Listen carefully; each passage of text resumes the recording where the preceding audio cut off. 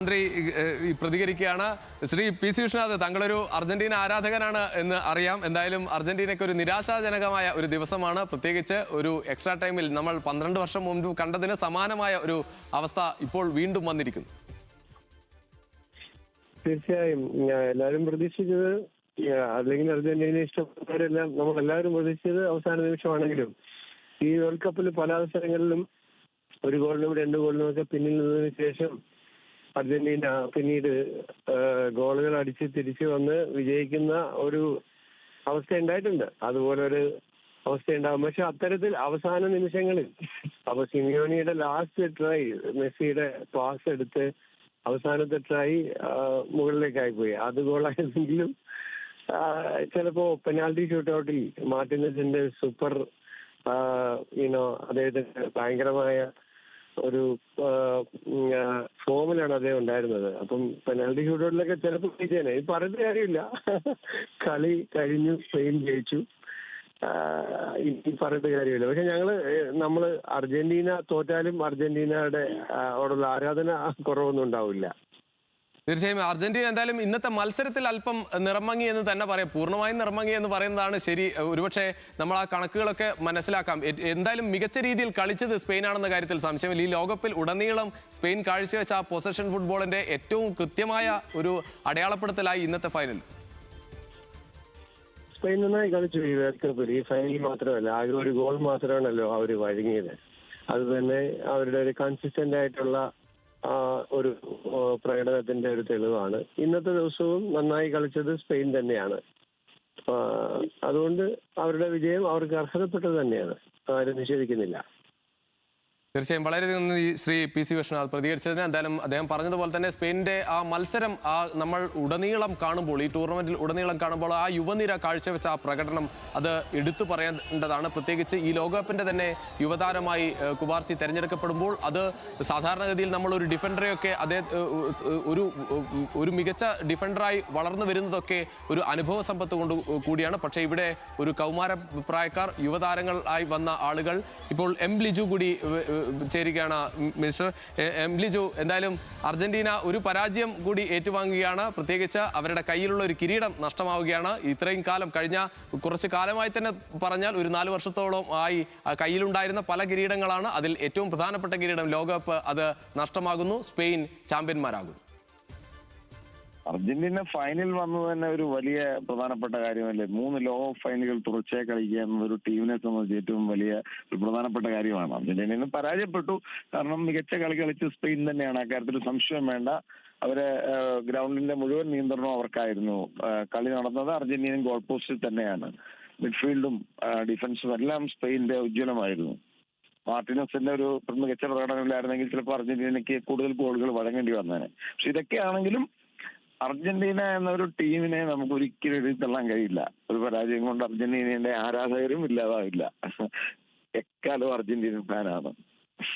അതോടൊപ്പം ഈ മെസ്സിയുടെ ഒരു പ്രകടനം, അത് തുടക്കം മുതൽ നമ്മൾ കണ്ടത് ഒരു 39 വയസ്സുകാരനെ ഇങ്ങനെയൊക്കെ ഒരു പ്രകടനം നടത്താൻ സാധിക്കുമോ എന്ന് അത്ഭുതപ്പെടുത്തുന്ന പ്രകടനമാണ് ഈ ലോകകപ്പിൽ ഉടനീളം ഉണ്ടായത്. പക്ഷേ എങ്ങനെ മെസ്സിയെ പൂട്ടണമെന്ന് കൃത്യമായി കാണിച്ചു തന്നു സ്പെയിൻ. തീർച്ചയായിട്ടും മെസ്സി, നമ്മൾ നേരത്തെ പറഞ്ഞതുപോലെ 39 വയസ്സുള്ള കളിക്കാരനാണ്. കഴിഞ്ഞ വേൾഡ് കപ്പിൽ അദ്ദേഹത്തിന്റെ പ്രൈം ഫോമിലായിരുന്നു.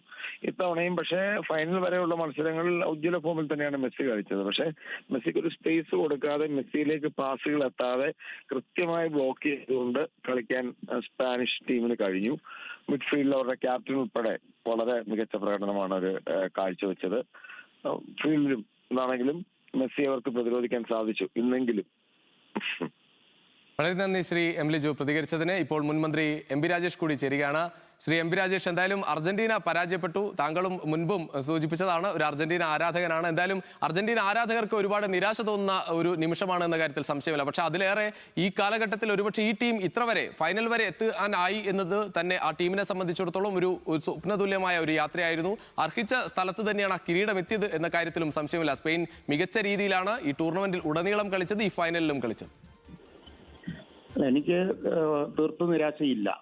കാരണം നിരാശപ്പെടേണ്ട തരത്തിലുള്ള ഒരു പോരാട്ടം പോലും അർജന്റീനയ്ക്ക് ഇന്ന് കാഴ്ചവെക്കാൻ കഴിഞ്ഞിട്ടില്ല. കളിയുടെ എല്ലാ മേഖലകളിലും സമ്പൂർണ്ണമായിട്ടുള്ള ആധിപത്യമാണ് സ്പെയിൻ പുലർത്തിയത്, ഫിനിഷിങ്ങിൽ ഒഴികെ. ഫിനിഷിങ്ങിൽ കൂടി സ്പെയിൻ മികവ് പുലർത്തിയിരുന്നെങ്കിൽ വലിയ തോൽവി അർജന്റീനയ്ക്ക് ഏറ്റുവാങ്ങേണ്ടി വരുമായിരുന്നു. ഞാനിന്ന് നേരത്തെ പങ്കെടുത്ത പല ടെലിവിഷൻ ചർച്ചകളിലും പറഞ്ഞിരുന്നു, ടീം എന്ന നിലയ്ക്ക് സ്പെയിനിനാണ് മുൻതൂക്കം എന്ന കാര്യം കൃത്യമായി തന്നെ പറഞ്ഞിരുന്നു. പിന്നെ അർജന്റീനയെ വ്യത്യസ്തമാക്കുന്ന ഒരു ഘടകം മെസ്സി എന്നുള്ളതാണ്. മെസ്സിയുടെ ഒരു ഇന്ദ്രജാലം മാത്രമാണ് ഒരു അർജന്റീനയ്ക്ക് എന്തെങ്കിലും ഒരു സാധ്യത നൽകിയിരുന്നത്.